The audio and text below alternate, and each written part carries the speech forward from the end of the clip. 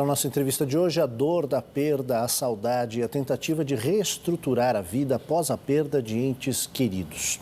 Com quase 608 mil famílias enlutadas até agora na pandemia e mais de 5 milhões de mortos em todo o mundo, pensar em formas de elaborar o luto é necessário para seguir em frente.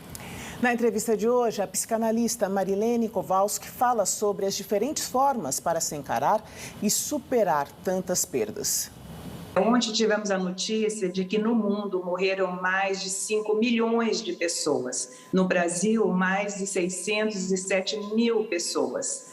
Então, eu digo que nós todos, a humanidade como um todo e nós brasileiros, estamos todos de luto.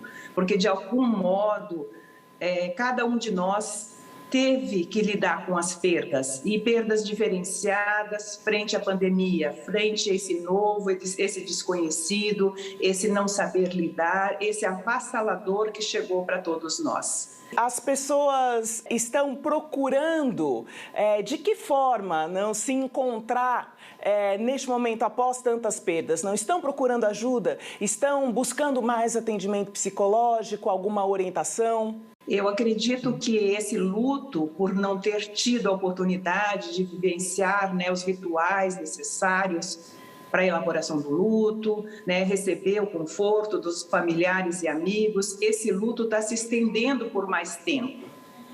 E esse luto mais vivido solitariamente, com certeza vai trazer mais dificuldade para cada sujeito. É claro que varia a cada estrutura, diferencia de sujeito a sujeito.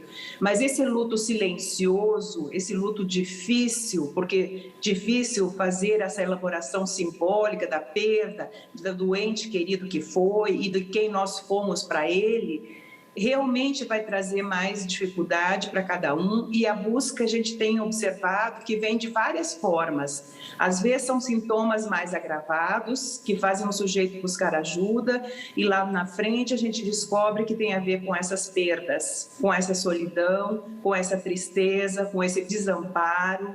Muitas crianças perderam o pai, a mãe ou os dois nesse processo.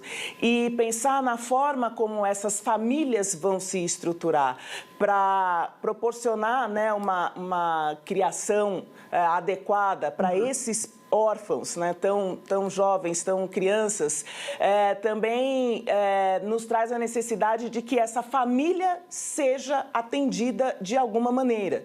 Sim, essas famílias, elas estão se reorganizando mesmo na dor, Reorganizando financeiramente, emocionalmente, na forma da estrutura, porque às vezes é um irmão mais velho que assume a família, às vezes é tio, às vezes é um parente mais próximo, mas que, na verdade, é uma tarefa de todos nós, da sociedade como um todo e principalmente das instituições públicas, que tem que dar o amparo a essas famílias desamparadas já, por tudo isso. Porque, às vezes, a pessoa que se foi era o arrimo de família, era quem dava estrutura econômica, emocional, para essa família que ficou, Os órfãos, normalmente têm essa importância de serem agora acolhidos por essas famílias que os adotaram, pela escola com um olhar diferenciado e principalmente pela sociedade. Em relação a esse atendimento psicológico, quando se busca no sistema público de saúde, qual é a situação que se encontra neste momento? Eu acredito que as instituições têm procurado se adequar a esse momento, Aqui em Campo Grande, nós temos trabalhado muito junto com as instituições de saúde, buscando realmente reforçar a importância desse momento de acolhimento a essas pessoas nas instituições públicas, principalmente as ligadas à saúde mental, Mas eu acho que isso é um esforço coletivo que deve ser feito por todos os estados e municípios, E precisamos realmente amparar essas pessoas. Os casos precisam ser muito individualizados, não para se prestar um auxílio correto, mas o primeiro enfrentamento dessa perda, o primeiro contato com esse luto. qual é a orientação que é possível dar para as pessoas que estão vivendo esse momento agora e que são muitas? A gente tem observado que cada sujeito lida de uma forma. Tem aquele que nega essa perda, não querendo falar sobre o assunto, né? Tem o outro que deprime diante da perda, né? Se isola. E tem aquele outro que está disposto a falar, a compartilhar, a pedir ajuda, né? Então, vai depender do movimento de cada sujeito, aonde o nosso alcance pode chegar. Eu tenho observado que os 3 tipos de enfrentamento do luto, eles se dão mais ou menos por esses caminhos. É muito interessante e que a gente tem que respeitar mesmo o que é de cada um. Não dá para adiantar ao sujeito falando sobre o luto se naquele momento ele não quer falar.